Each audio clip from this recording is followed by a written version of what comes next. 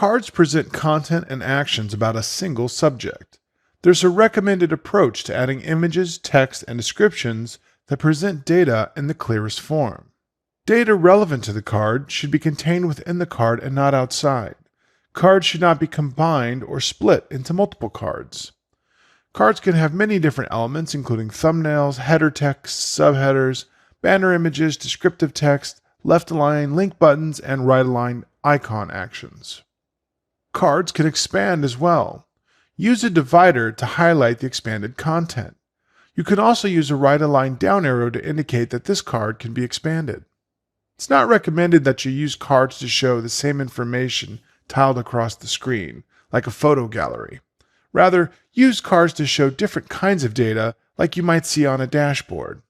Let's add a customer card to our application now. Before we can add a card to our application, I'm going to add an image to use as the banner for the card.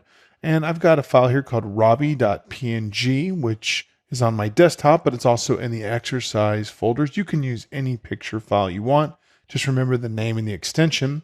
And I've put this under the assets img folder, and now you see robbie.png. Now that I've done that, let's return to our terminal and let's create a customer card component. I'm going to use ng generate component customers/customer card. This is going to create our new component. Now inside customer card, I want to have a route that actually pulls up this card. Eventually, we're going to want to do something and like have the customer ID actually part of the URL. But for right now, I'm going to open up the customer routing module. And on line 9, I'm going to add a comma, and I'm going to copy this old route and make a new route on here, which is going to be called info. So to pull up the customer card, you'll go to customer/info. And this will be the customer card component, which has already been imported. No, it is not. I'll add it myself on line 4. Import customer card components from customer card component. I can close my search here. And now that I've saved that, I can go ahead and import some modules that I'm going to use. So now Command P, go to the customer.module file. And you see here we have our components all added. Let's add the material components we're going to use for this module. So I'm going to go ahead and add on line 8, import the matte button module from @Angular material button. Then I'm going to import the matte card module from @Angular material card. And last, I'm going to import the matte icon module from @Angular material icon. Again, I like to keep these in alphabetical order. And now that I've imported them, we can go ahead and go down to the actual import array on line 15, add a comma. Let's add the matte button module, matte card module, and the matte icon module. And I'll go ahead and separate these with a comment just to make it clear that these are the material components that we're using. Now that I've done that, I can Command P and I can go to the customer card.html. And I see it says card works, which is the name of our component. Let's go ahead and replace this with the matte card directive. And I've got an extra bracket there. And we're going to go ahead and break this into a matte card header, a matte card content element on line 3, and a matte card actions element on line 4. Now inside the header, we're going to want to have a little avatar for our customer as well as a heading and a subheading. So I'm going to go ahead and use a div and call it matte card avatar. That's a directive that I can actually use here inside that div. I can add a matte card title, and I'll just put my name as the title for now, since this is a card about me, and a matte card subtitle, and I'll just put iamsap.com. And now that I've done that, I can actually go below the header, so on line 7, and I'm going to add an image for the banner, and this will be my matte card image, and the source, if you put it in the right place, will be /assets img robbie.png.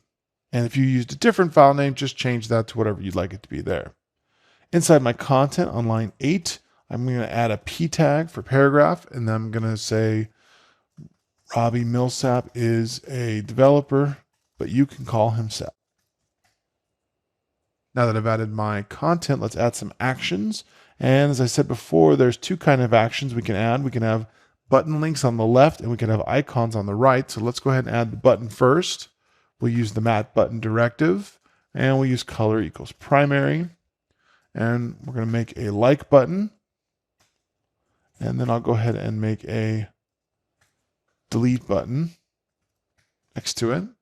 And then I'm going to add a flex spacer here. So div class flex spacer, just to make sure that these next icons are right aligned. And I'm going to go ahead and create that new button here. And I'll use the mat icon button on line 15. And I'll put a mat icon inside of this, and we'll use the share or the publish, which I actually think looks better than the share for sharing.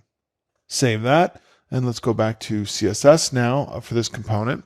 I'm going to go ahead and style up this just so it looks good for our demo. I'm going to use the .mat card class, and I'm going to go ahead and just set the max width of our card to 300 pixels. This is just for the look of our demo. And then I'm going to set the margin to auto so it'll be centered on our screen. And on line 6, I'm going to go ahead and set the avatar. And I'm going to go ahead and use the background image. And for now, I'm just going to use the same image. So that's going to be at assets img robbie.png or whatever image that you're using. And I'm going to set the background size to cover. And down below on line 11, let's go ahead and add our mat card actions. And we're going to set this to be a flex box. And on the mat card actions space flex spacer, I'm going to go ahead and set the width to 100%. Now that we've done that, let's go ahead and save this and run our application and see what's working.